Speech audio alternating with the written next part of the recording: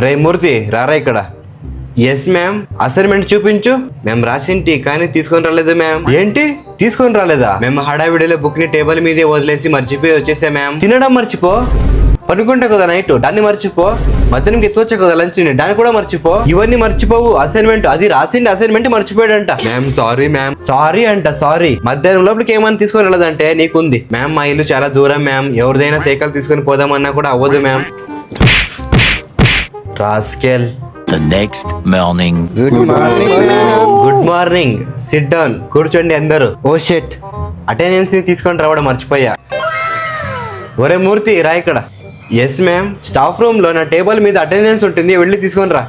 ఇదే సరైన అవకాశం. తిట్టేయ్ తిట్టేయ్.